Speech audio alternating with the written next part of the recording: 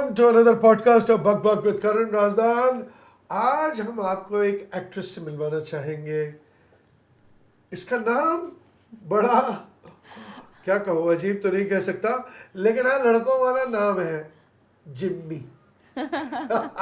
Hello Jimmy, welcome to our podcast. Welcome. Thank you so much sir. तो सबसे पहले मेरा ख्याल है सब यही जानना चाहेंगे कि आप ऑफ कोर्स एक एक्ट्रेस है, लेकिन नाम एक्टरों वाला क्यों है जिम्मी?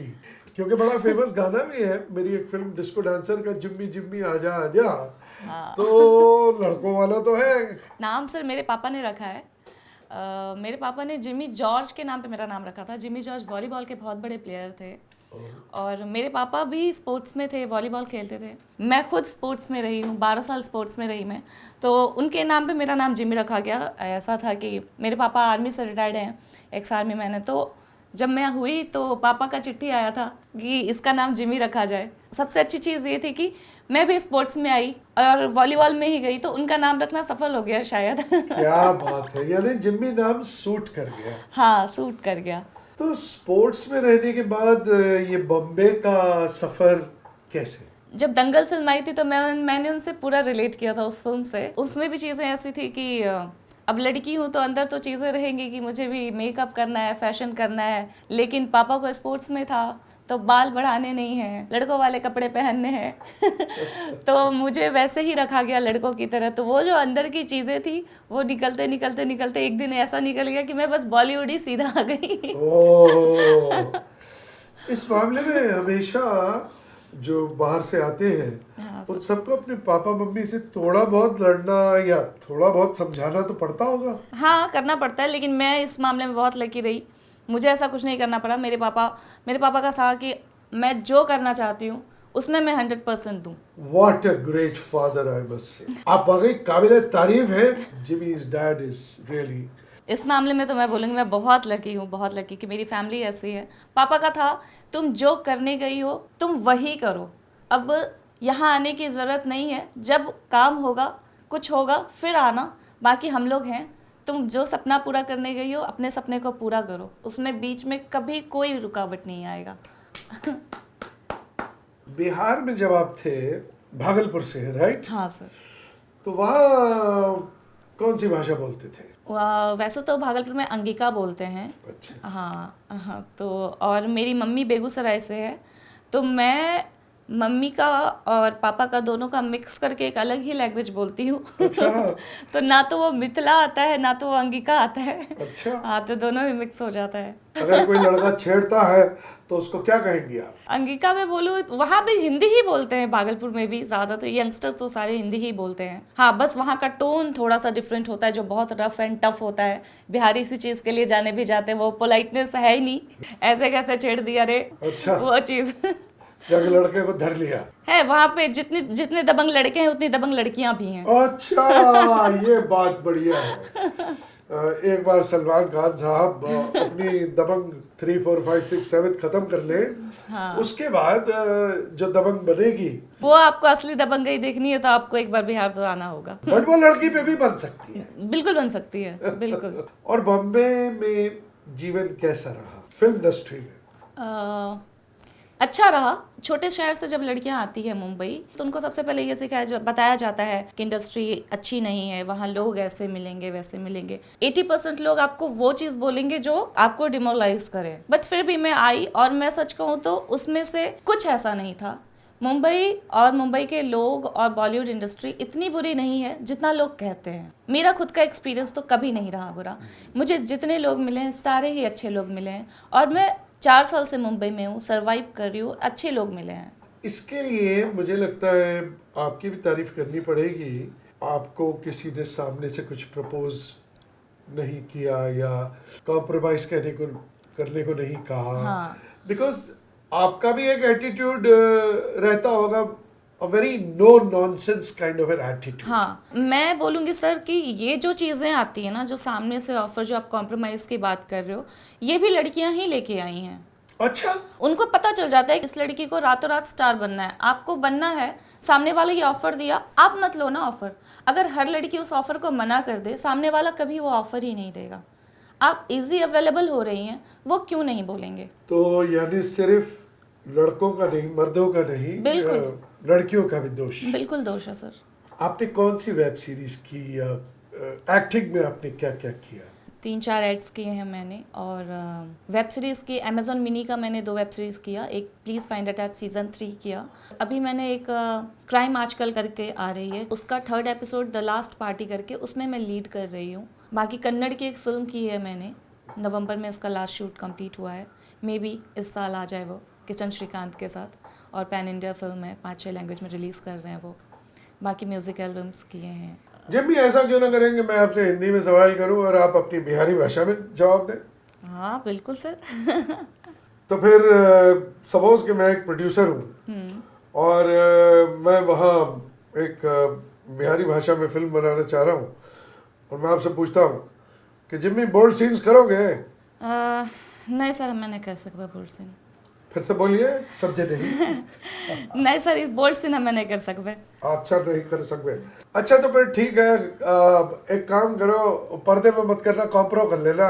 ये कॉम्प्रो की होता है सर? कॉम्प्रोमाइज का बिहार के भाषा में क्या कहते हैं ये तो मुझे पता नहीं, लेकिन ये बहुत ज्यादा मैं सुनता हूँ लड़कियों से। एक तो बल्कि फॉर्म आ गया था, किसी ने मुझे फॉर्म दिखा दिया था कास्टिंग डायरेक्टर का, उसमें था एज, चेहरा, हाइट, ये वो फलाना ढिमाका, रंग, और आखिर में कॉम्प्रो। तो मैंने कहा ये क्या है? कहती है ये तो मतलब इसमें भरना पड़ता है, भरना पड़ता कि है। करोगे नहीं करेंगे। आपने एक बहुत अच्छी बात बता दी कि ये लड़की पर भी डिपेंड करता है। हाँ। कि अगर वो नो नॉनसेंस एटीट्यूड लेके जाए तो उससे कोई भी नहीं, कहीं नहीं करेगा। हमारे इस पॉडकास्ट में एक सेक्शन है कि केआर को गुस्सा क्यों आता है। तो आपसे पूछना चाहूंगा कि आपको किस बात को लेके गुस्सा आता है? मुझे ये फालतू के जो रूल्स एंड रेगुलेशंस बने हैं ना दुनिया के, मुझे उस बात पे गुस्सा आता है। कौन से रूल्स?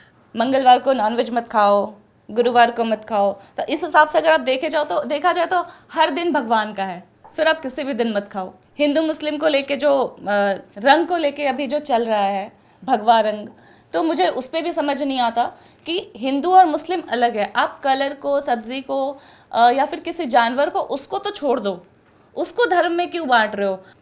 भगवा रंग हिंदू का है तो फिर सूरज की रोशनी तो सिर्फ हिंदू का ही मिलनी चाहिए, और अगर हरा रंग मुसलमान का है तो हरी सब्जियां भी सिर्फ वही खाएंगे। ये चीज़ मुझे बस समझ नहीं आती है। नहीं, दरअसल मुझे लगता है कि हजारों सालों से हिंदू गॉड्स को अगर आप देखेंगी तो उन पे एक पर्टिकुलर रंग होता है।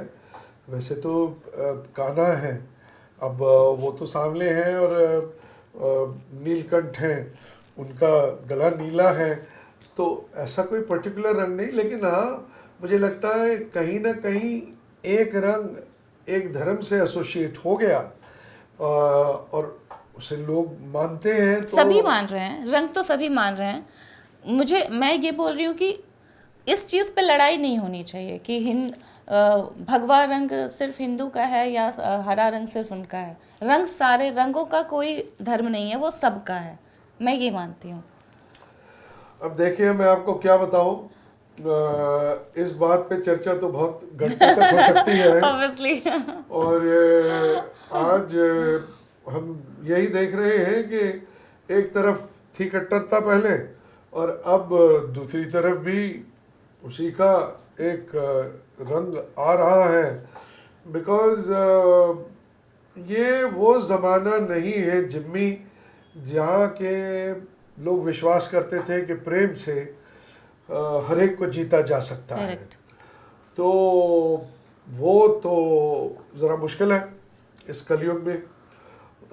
अब वो अगर थोड़ा ज़्यादा कट्टर है तो हम भी रहेंगे, फिर एक तीसरा समुदाय भी खड़ा होगा, एक चौथा भी खड़ा होगा।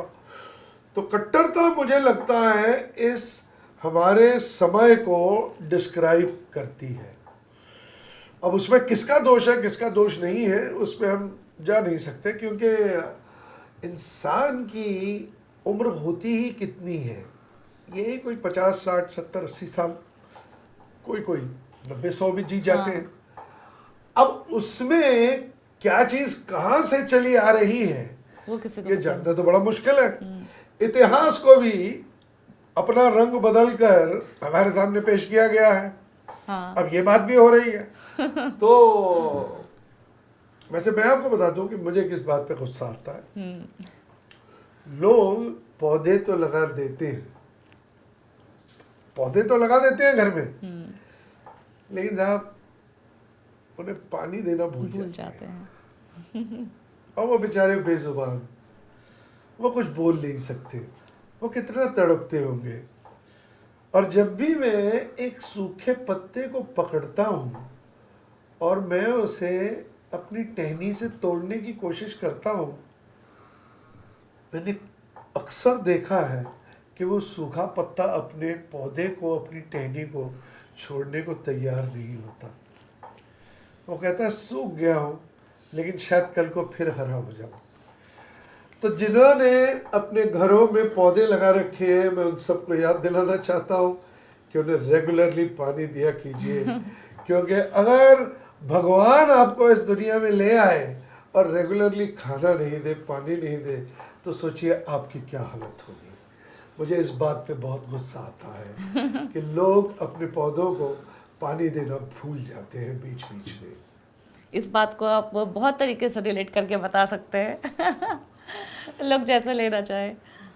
बेजुबानों पर जुल्म नहीं होना चाहिए।